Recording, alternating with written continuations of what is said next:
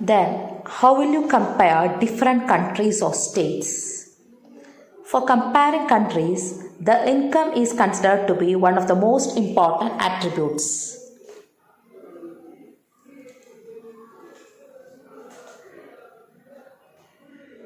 Countries with higher income are more developed than others with less income.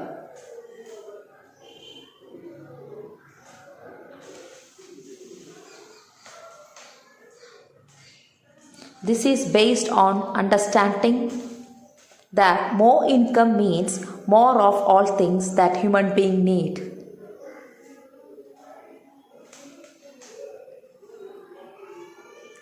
Whatever people like, they will be able to get it with greater income.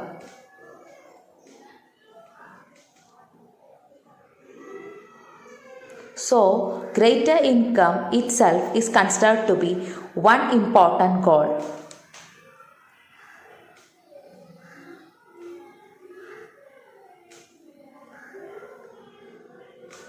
Now, what is the income of a country?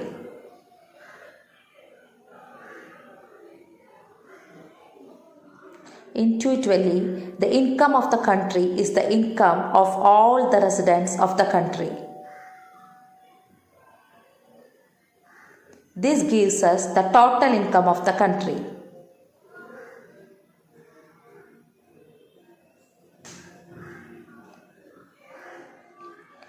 However, for comparison between countries, total income is not such an useful measure.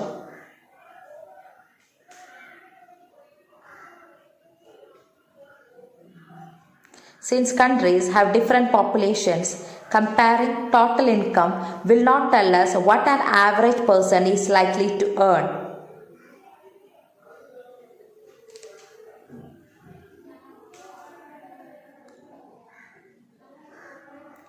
Are people in one country better off than others in different countries?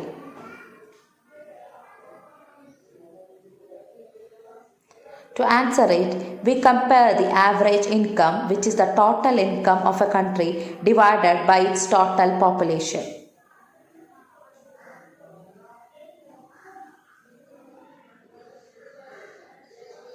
The average income is also called the per capita income.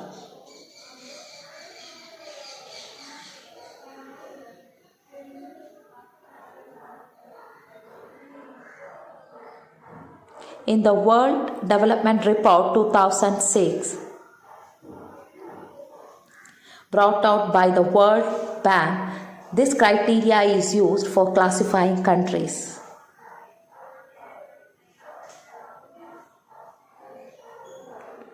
Countries with per capita income of rupees 4,53,000 per annum and above in 2004 are called rich countries.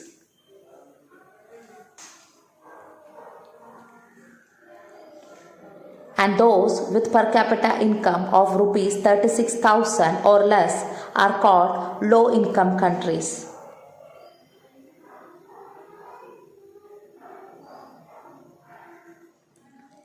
India comes in the category of low income countries because its per capita income in 2004 was just rupees 28,000 per annum.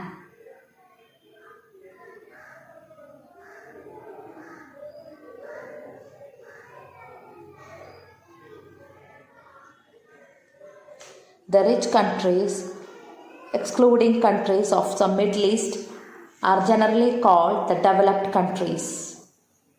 As you can see in this map, the countries in blue are developed countries.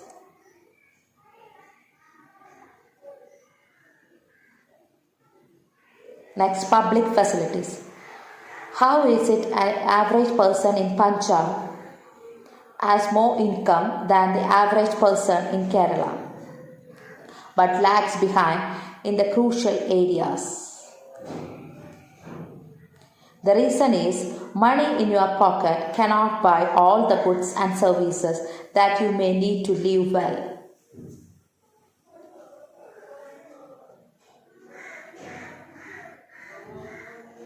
So, income by itself is not a completely adequate indicator of material goods and services that citizens are able to use.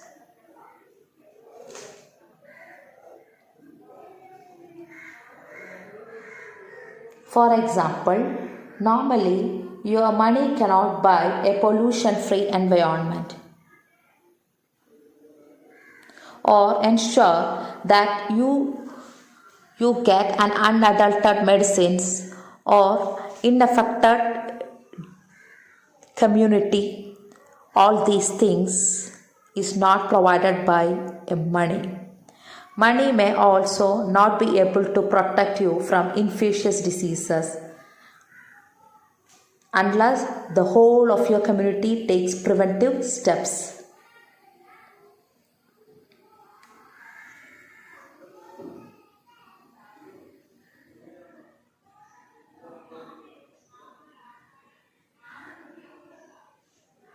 Actually, for many of the important things in life, the best way, also the cheapest way, is to provide these goods and services collectively.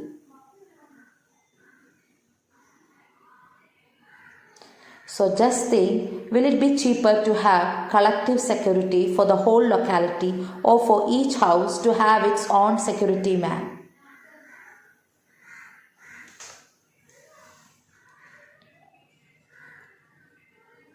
What if no one other than you in your village or locality is interested in studying?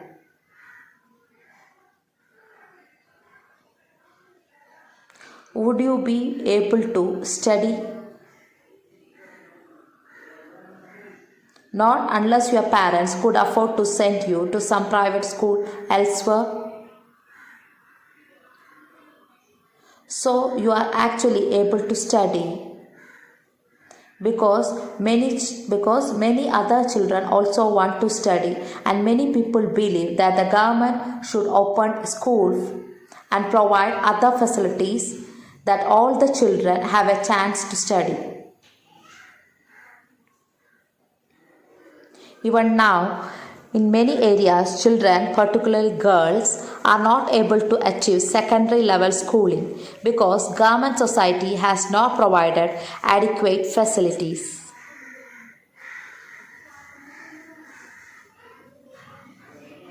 Kerala has a low infant mortality rate because it has adequate provision of basic health and educational facilities.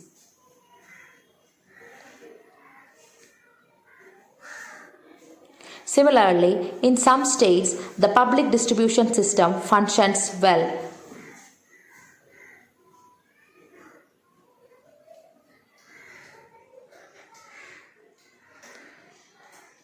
That is, if some PDS shop, that is ration shop, is not function properly, in such places, the people will not get adequate food. Health and nutritional status of people of such state is certainly likely to be better if the PDS system is working properly. Some data regarding India and its neighbors for 2004. Isn't it surprising that a small country in neighborhood, that is Sri Lanka, is much ahead of India in every respect? And a big country ours has such a low rank in the world? The table also shows that though Nepal have half the per capita of India, it's not far behind India. Its life expectancy and literacy rate is high. Many improvements have been suggested in calculating HDI. Many new components have been added to the Human Development Report, but by prefixing human to human development. It has made it very clear that what is important in development is what is happening to the citizens of a country.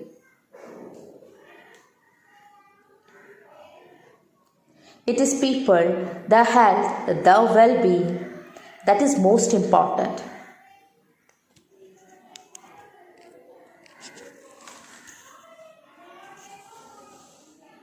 Do you think there are certain other aspects that should be considered in measuring human development?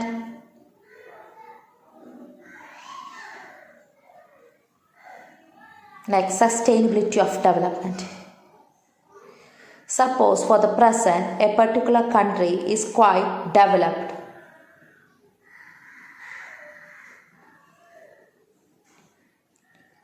We would certainly like this level of development to go up further or at least be maintained for future generations.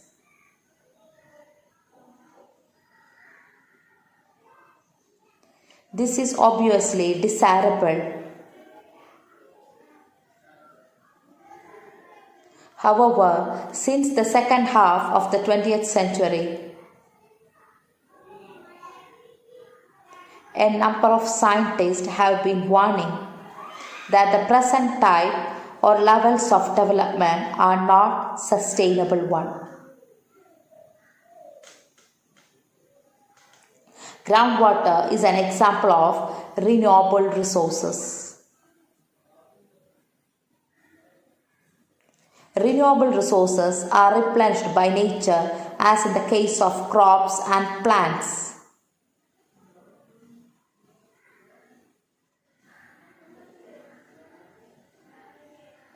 However, even these resources may be overused. For example, in the case of groundwater, if you use more than what it is replenished by rain, then it would be overusing these resources.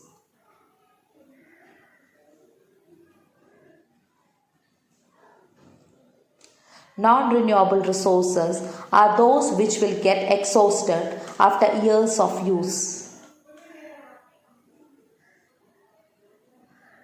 We have a fixed stock on earth which cannot be replenished. We do discover new resources that we do not know of earlier. However, over time, even this will get exhausted. For example, crude oil that is extracted from earth is a non-renewable resource.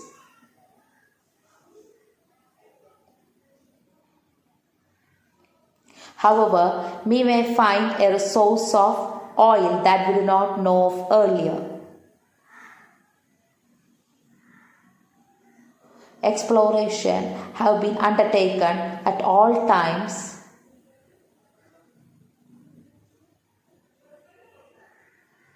If we look at this table, we will realize how many years the crude oil reserves will last. The table gives an estimate of reserves of crude oil that's shown in column 1. More importantly, it also tells us how many years this stock of crude oil will last if the people continues to extract the crude oil at the present rate.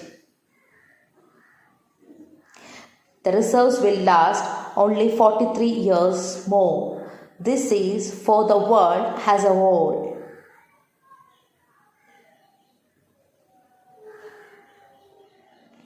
However, different countries face different situations. Countries like India depends on importing of oil and do not have enough stock of oil of their own.